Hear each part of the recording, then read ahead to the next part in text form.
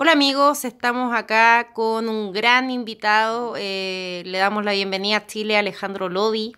Alejandro lleva más de 30 años en la astrología, estudió en Casa Once y luego fuiste docente, entiendo, ¿verdad? Más de 30 años, No, 30 años, 18. 18. Casi 20 años. Y bueno, estamos aquí también con Mónica Sagredo de Astrología Conectiva. ¿Cómo estás, Mónica? Muy bien. Contentísima. Un honor tener acá a Alejandro.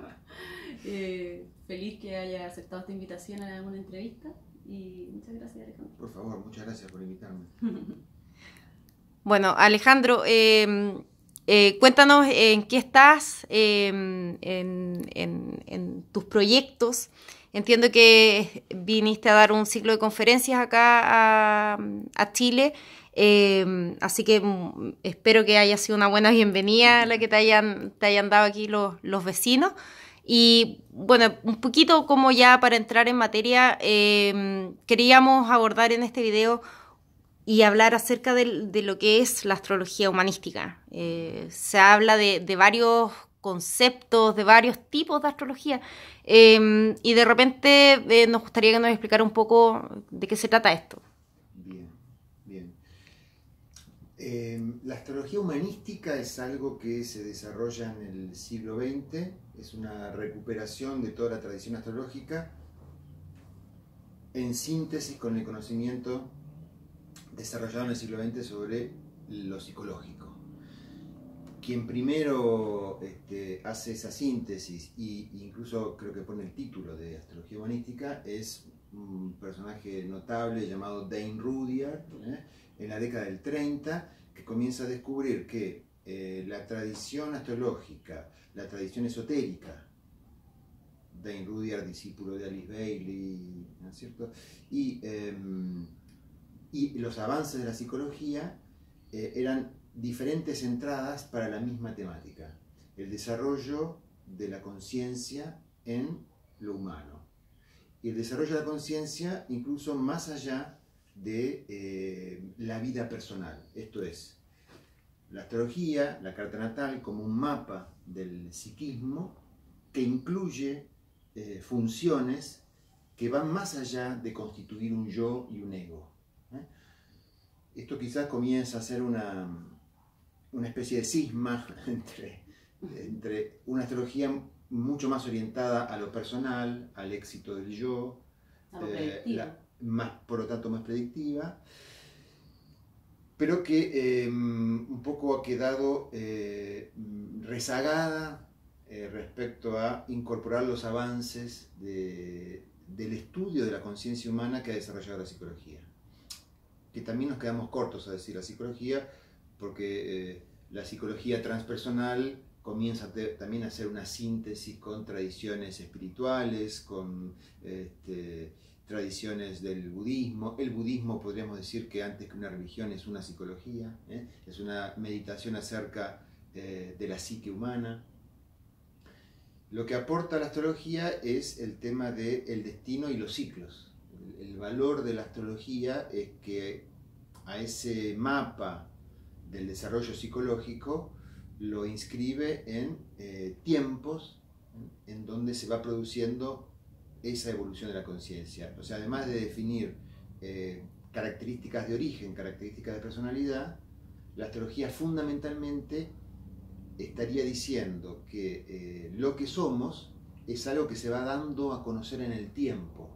No es algo que está establecido en nuestro nacimiento, sino que lo que somos es algo que se va dando a conocer. Y se va dando a conocer al ritmo que marcan los tránsitos y los ciclos astrológicos. Y después seguramente vamos a hablar de esto, pero no solamente el destino individual, el destino de una persona, sino que las comunidades también tienen una carta natal. Las comunidades también son una psique,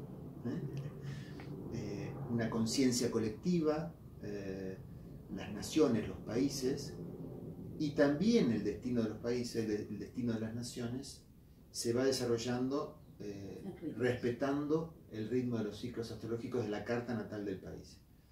En ese caso también es interesante porque las fechas históricas, los acontecimientos históricos en la vida de un país tienen un cierto grado de objetividad. El 11 de septiembre de 2001 no es muy opinable que hubo el derrumbe de las Torres Gemelas en Nueva York. Es un hecho, y si ese hecho coincide con el primer tránsito de Plutón sobre el ascendente de Estados Unidos, esto no es una coincidencia. El primer hecho bélico en propio territorio, en un país que ya tiene más de 200 años, ocurre en el primer tránsito de Plutón, el símbolo de las profundidades oscuras, sobre el ascendente. El ascendente es lo más visible de un país, la cara visible de un país. Y hablando justamente de Plutón, tú mencionas que este cisma que se hace en la astrología de Dane Rudhyar, justo es en esa década del 30 donde aparece Plutón en nuestro mapa. En nuestro mapa de la psique, es decir, antes de 1930 tú dirías que no estábamos preparados para entender lo plutoniano o para aceptarlo, por lo menos. Claro, esa es una primera hipótesis muy obvia, ¿no? Quiero decir, los transpersonales se descubren en correspondencia con la capacidad de la psique colectiva, de la conciencia humana, de darle significado a ese símbolo. Urano se descubre en 1784. El planeta de la libertad, la fraternidad y la igualdad se descubre 5 años antes de la Revolución Francesa. Si fuéramos paranoicos diríamos los dirigentes de la Revolución Francesa sabían esto y por eso hicieron la revolución. Claro, ¿no? Y por eso funcionó. Pero en el fondo es que esa psique colectiva se conecta con esa vibración de manera colectiva también. Y empieza a inundar tal vez el destino personal. Exactamente, sí. Y eso es el principio de correspondencia vivo. El principio de correspondencia no es el principio de causa y efecto, que también existe. Que toda acción es efecto de una causa. Claro. El principio de correspondencia es órdenes que responden en simultáneo, sin que haya ninguna voluntad que las opere. Es un orden que opera en simultáneo. El orden del cosmos opera en el orden de la psique colectiva, en el orden de la psique individual. Y en ese sentido, ¿cómo tú ves el tránsito de Urano a Tauro, que comenzó la última vez en 1934? Exacto. Que fue un momento bastante álgido en la constitución política de Europa. Bueno, afectó a todo el mundo, por supuesto, pero ¿cómo tú ves ahora ese nuevo tránsito después de 84 años de aprendizaje de lo que es Urano como humanidad, cuando estamos en un escenario como el que estamos? Bueno, lo que es de esperar es cierta inestabilidad en el orden económico mundial, cierta imprevisibilidad en la conducta de las variables económicas en el mundo, cierta alteración creativa, cierto surgimiento creativo de nuevos recursos económicos. Es evidente que la economía sostenida en el petróleo está entrando en decadencia, en extinción, y que surgirán nuevas fuentes de energía que ya están siendo exploradas, ¿no? Y eso es lógico que ocurra en un momento de Urano en Tauro. En la década del 30, con Urano en Tauro estaba en discusión acerca de cuál era el sistema económico que funcionaba en el mundo. El capitalismo estaba en crisis, parecía que no tenía posibilidad de supervivencia, las economías planificadas, la Unión Soviética estaba en pleno apogeo, ¿no es cierto? Además de lo político, ¿no? De modo que ese clima ya lo estamos viviendo, ¿no? Un clima de incertidumbre, inestabilidad, que es la cara antipática de las posibilidades creativas. El manejo del dinero, es muy probable que con el tránsito Urano en Tauro ya no manejemos papel billete, dinero en billete, en papel. Claro, la revolución de la tarjeta, del dinero virtual. Exactamente. Y eso no es alguien que tenga que hacerlo porque Urano está en Tauro. En correspondencia con Urano en Tauro ocurre una renovación, una revolución en el manejo de los recursos que incluye que no se maneja ya. De hecho, con Urano en Tauro aparece el boom de la Bitcoin, digamos, de las monedas virtuales, que nadie sabe lo que es. Bueno, Es un poco etérico todavía ese concepto, ¿verdad? Como... Algunos deben saber lo que es, pero porque ya existe, pero todavía es seguramente algo... un pequeño porcentaje de la humanidad ya se maneja bastante bien en eso. Claro. Que típico lo uraniano también, no son cosas que surgen espontáneamente en el mismo nivel para todo el mundo, sino, o todo lo transpersonal, sino que hay distintos niveles de percepción que tienen que ver con eso. Lo que tiene claro el tránsito de Urano es que no hay posibilidad de que sea revertible. No es algo opinable, no es algo con lo que podemos estar de acuerdo o no. O te subís al rayo o quedás en el camino. Y en términos de... A ver, lo que yo he estado reflexionando sobre este tránsito de las cartas individuales, con el tema de los recursos, justamente, podría ser como una revisión de cómo tú estás utilizando tus recursos personales para moverte en el mundo de la materia, por ejemplo, y que ahí surja una nueva creatividad. ¿Estaríamos llamados a emplear otro tipo de creatividad en este momento, por ejemplo? Sí, eso es un llamado colectivo. ¿Cómo va a responder cada uno de nosotros desde sus cartas natales individuales? Eso ya es específico de cada carta natal, pero el desafío es para todos y no se puede poner objeción. No puedo decir, no, yo no voy a jugar este juego. ¿No? Estás obligado a jugar este juego. Se está alterando la economía, el manejo, la economía cotidiana. No vas a poder ir con plata, billete a comprar cosas. ¿Entendés? Hay ciertas compras que ya se exige que sean en forma virtual. No podés ir a un local a comprar cosas. Sí, y lo que yo he estado observando también, que yo siento que tiene que ver con este paso de Urano a Tauro, es el auge de las cooperativas, el reauge del comercio justo, del trueque también, como parte de una forma nueva de intercambio que tiene que ver quizás con cosas más genuinas de cada persona para el intercambio. Quizás eso sea más notable todavía cuando Urano esté transitando Géminis, que quizás sea la alteración en el comercio mundial. Acá está el foco está en el tema de la fuente de energía, como el contacto con los recursos y el dinero, ¿no es cierto? El intercambio, el comercio, quizás haya que esperar 7 años más. Claro, todavía no estamos preparados, entonces, como conciencia para hacer un cambio tan radical de repente en la forma en que nos relacionamos con el dinero. Claro. ¿Y dónde tiene Tauro la carta de Argentina? Tenemos Tauro en casa 8, en la casa de los recursos, el compartir recursos con otros y también el recurso de los otros. ¿Y cómo se está viviendo eso desde tu análisis? Y Argentina tiene un complejo, allí tenemos a los nodos, ¿verdad? Están en un momento igual que importante políticamente. Políticamente y económicamente, ¿no? También, obviamente. De sinceramiento, estamos teniendo, el real Urano, como tenemos ascendente en 25 de Libra, Urano en Tauro todavía está repercutiendo mucho en casa 7 antes que en casa 8. Lo que hay es una nueva forma de vincularidad entre nosotros y con los demás, con el extranjero. Hay un pedido, un reclamo desde el clima astrológico, quiero decir, ¿no? a un vínculo, a una forma de relacionarnos nueva, fuera de los patrones del pasado, pero que por eso mismo puede producir el efecto contrario de que los patrones conocidos, ante la amenaza de sentirse convocados a cambio, los patrones se refuercen. Claro. Como la parte fija de esa casa. Todo lo que está a punto de cambiar, antes de cambiar, va a ofrecer máxima resistencia.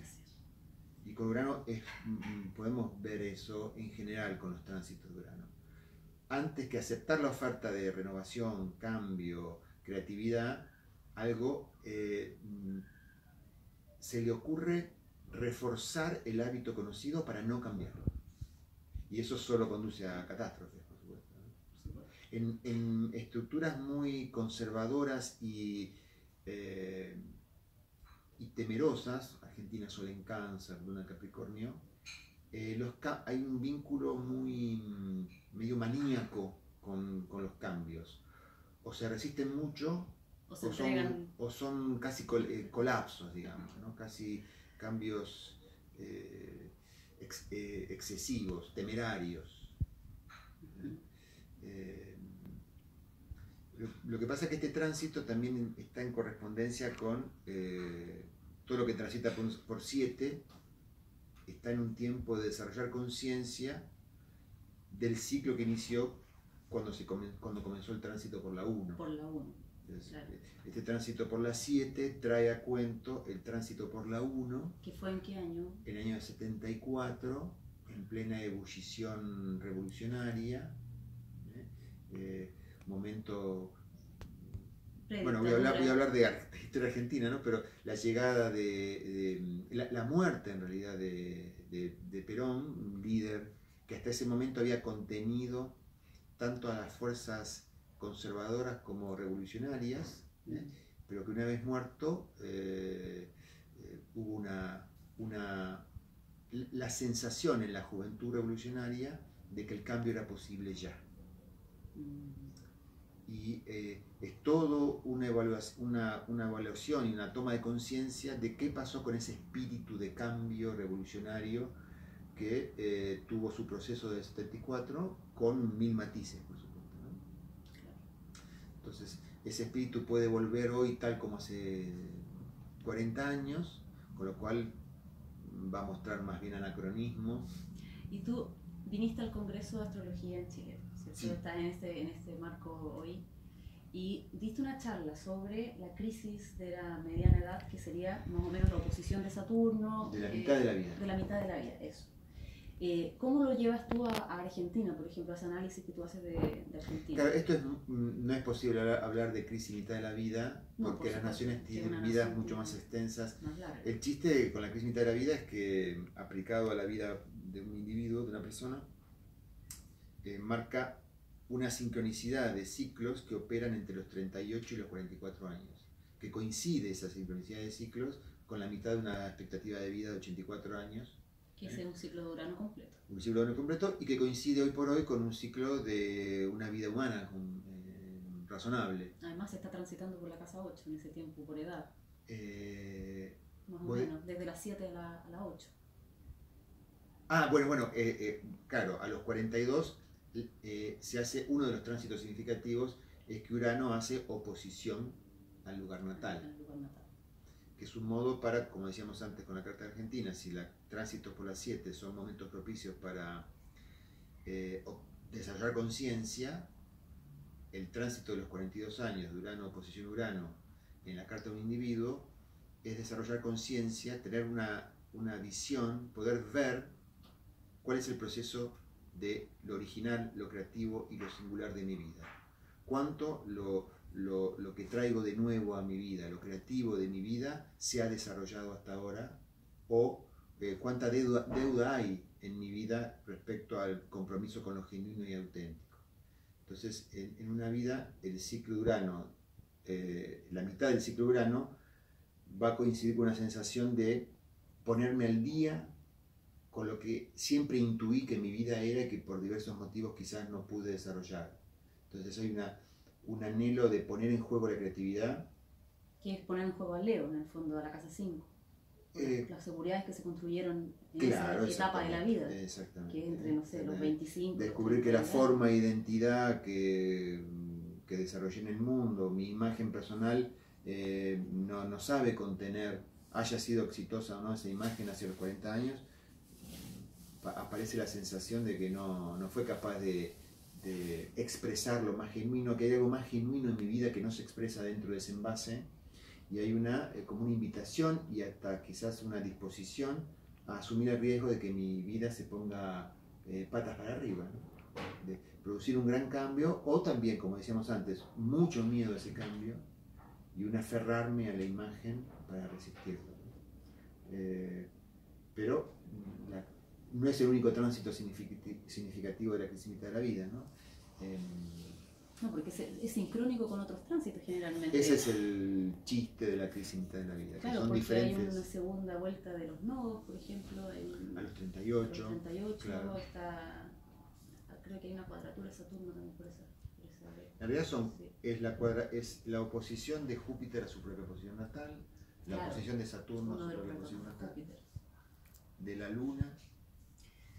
Bueno, para ir un poco cerrando esta entrevista, que te agradezco muchísimo, me gustaría preguntarte, mira, nosotros te cuento un poco la carta de Chile. Nosotros somos Virgo con ascendente en Capricornio y Luna en Géminis, en conjunción a Júpiter. Y en este momento estamos a puertas de tener un paso de Saturno por el ascendente. Entonces, ¿cómo tú podrías hacer cómo tú nos puedes dar alguna luz de lo que puede ser un tránsito de Saturno por el ascendente que, tengo entendido, Argentina lo vivió en el año 82, Claro. la última vez? Y en el 2011 fue la última vez. Ah, el 2011 fue la última vez. Claro, porque es cada 29 años. Claro. más o menos. Ah, 82, claro. Exactamente. 2011. Sí. Saturno en la carta de un país tiene que ver con el cierto desarrollo de lo institucional, de las reglas del juego, ¿no? Tiene que ver, Saturno cruzando el ascendente puede tener que ver con momentos de fundación institucional. En el caso de Argentina en el 82 puede ser a partir de un colapso. En el 2011 también hubo una fundación o un espíritu de estar fundando algo nuevo con el triunfo de un gobierno por alta diferencia, el último triunfo de Cristina Kirchner con 54% de los votos. Parecía que se estaba fundando otra forma de democracia, pero no quiero meterme en valoraciones políticas, pero evidentemente esa forma no fue capaz de sostenerse. Podemos decir que fue un inicio fallido, y como cada vez que ocurre que hay un inicio fallido, hay que rectificar, hay que tratar de alinearse mientras se está viajando, ¿no? Claro. Y eso llega a cierta claridad en el momento de cuadratura, que esto es lo que ocurre en el 2020. El 2020 va a haber la cuadratura del ciclo que comenzó en el 2011. Pero respecto al 82, en el 82 no ocurrió solamente un tránsito de Saturno por el ascendente, sino que Saturno estaba con Plutón, Claro. que es lo que ocurrirá en el 2020. Y esto ocurre a nivel mundial. Las fechas de Saturno conjunción Plutón, si tomamos la del siglo XX, son muy significativas. El primer tránsito en el siglo XX es en el 1914. Claro, Primera Guerra Mundial. Comienzo de la Primera Guerra Mundial. El segundo tránsito en 1947. El fin de la Segunda Guerra y la organización de un mundo bipolar, la Revolución China, la creación del Estado de Israel. El siguiente Saturno-Plutón es 1982. En Libra. Además, En otra Libra, cualidad, en Capricornio. exactamente. Claro. En Libra, que marca el surgimiento, la revolución islámica en Irán, la muerte de los últimos grandes líderes de la Unión Soviética y la aparición de Gorbachev, queriendo un cambio para que la Unión Soviética sobreviva, pero en verdad firmando el certificado de función de ese mundo bipolar que se había organizado en 1947, 7 años después del Saturno-Plutón, cae la Unión Soviética. Y ahora viene el próximo tránsito de Saturno-Plutón, que para tener algún tipo de intuición, no predicción, pero percepción de qué puede tratar, se trata de una reorganización del poder a nivel mundial equivalente a la de 1914, 1947, 1982, comienzo de la década de 80 y ahora en el 2020. Y que a nosotros en Chile nos toca en la casa 1.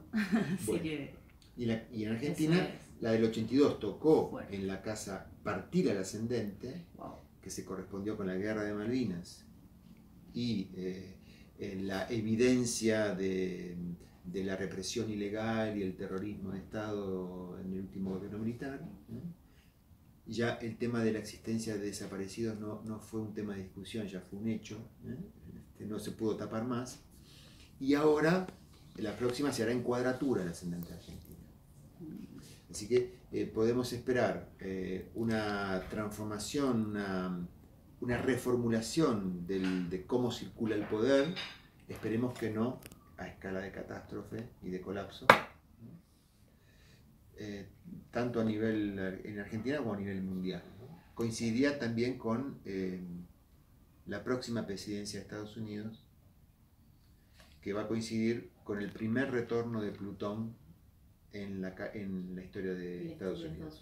Bueno, se viene... Plutón tarda 250 años en hacer todo un recorrido, más o menos a esa cifra va a llegar de años de historia los Estados Unidos.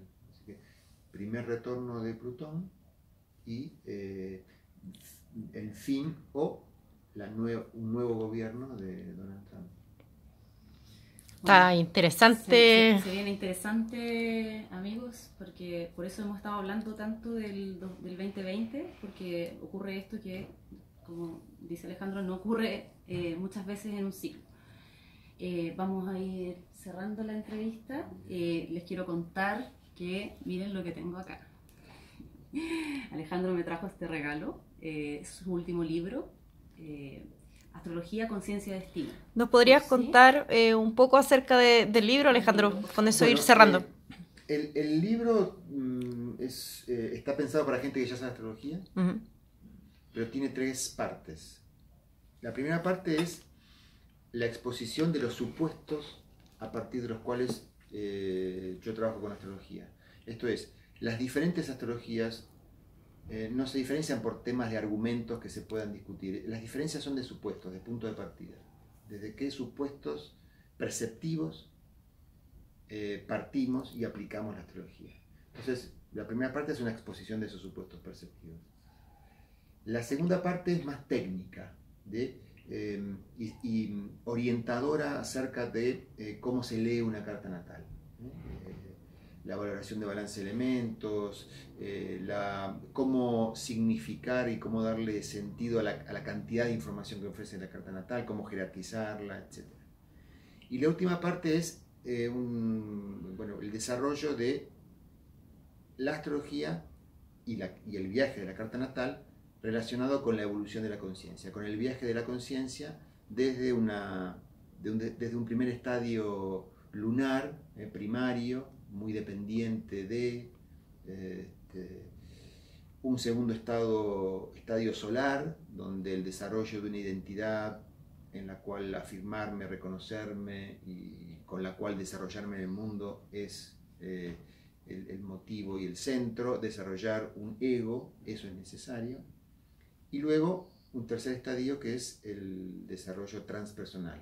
¿Qué indicadores de la carta natal dan orientaciones respecto a mi particular vínculo con el desafío transpersonal y también los riesgos, ¿no? Porque si estamos haciendo el desarrollo de una conciencia, esto estamos hablando del desarrollo de un psiquismo, y el desarrollo, la expansión a lo transpersonal, si la estructura personal no está bien desarrollada, puede producir antes que el acceso a alturas celestiales, puede producir caos psíquico. Entonces, lo que la psicología ha desarrollado como estudio de patologías psicológicas severas, tiene mucho que ver con distorsiones de los indicadores transpersonales de una carta natal. Maravilloso. Entonces, bueno, acá tienen el libro de Alejandro, lo pueden encontrar en librerías ya en Chile, lo he visto. Y bueno, esta es una pequeña entrevista, te agradezco mucho. Pero muy amables. Vamos a también hacer un podcast con Alejandro, que ahí nos vamos a poder extender un poquito más en ciertos temas. Así que por ahora dejamos acá. Y muchas gracias, Alejandro. Muchas gracias, muy amables.